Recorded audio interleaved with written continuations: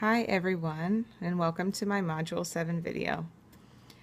The first question asked, what is the human resource frame of leadership according to Bowman and Deal?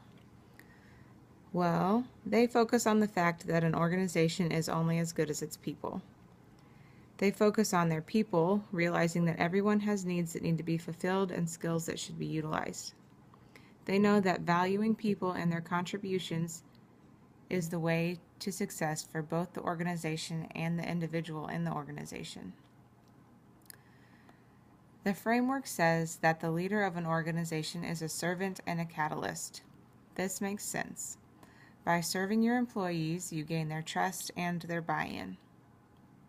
The framework wants all individuals in an organization to participate in planning and decision-making.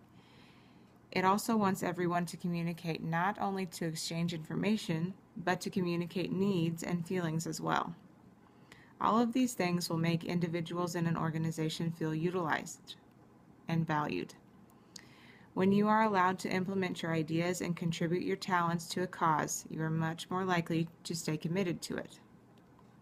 One point that I really liked was that an organization and an individual need to be a good fit. Only if the person and the organization are compatible and can meet each other's needs will the work be meaningful, satisfying, and productive. That is why it is so important that an organization try to meet the needs of their employees. If they don't, they'll end up with unhappy, less productive employees. Overall, the human resource frame of leadership seems to be a community of leaders working together, synergizing to reach a common goal. Now for question 2, how would I prioritize the groups of people under my leadership as a principal? First of all of these groups serve their own important purposes. None is more or less valuable than the other, they just have different responsibilities. The principal is at the top because they are the go-to person for everyone in the building. They have responsibilities pertaining to every group listed.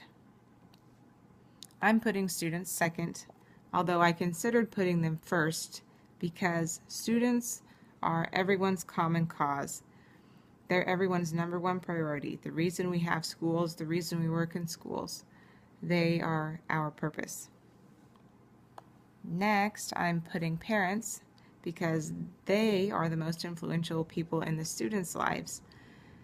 And we need their cooperation to teach their children effectively.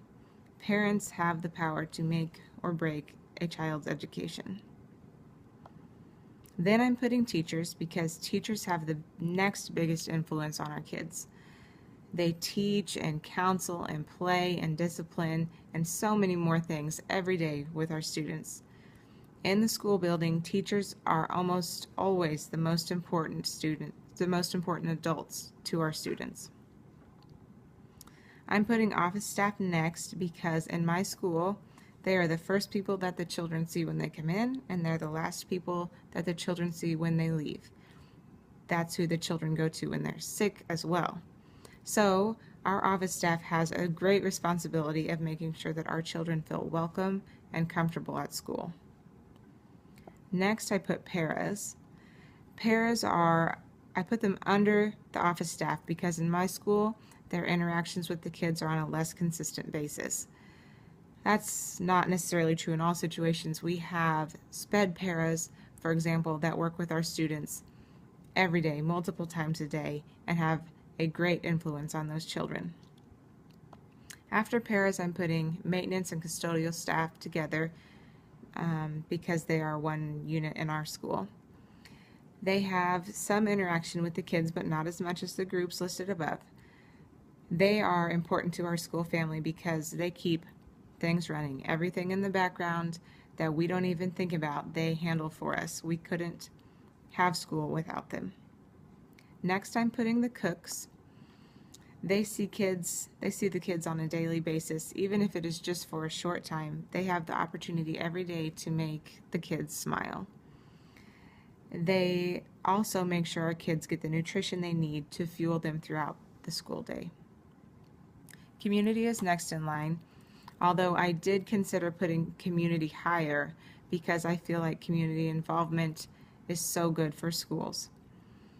I put it here because in relation to the students, they probably have the least amount of influence at school, although I would love to have more community involvement at school. Last, I'm putting the alumni. Alumni doesn't seem too applicable to elementary, but I for sure see its value at the high school level. Alumni are wonderful for keeping school spirit and making the school feel like a community. In conclusion, I feel like there was no right way to put these groups in order.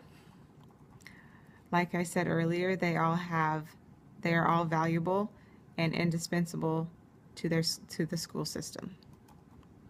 Thank you for listening.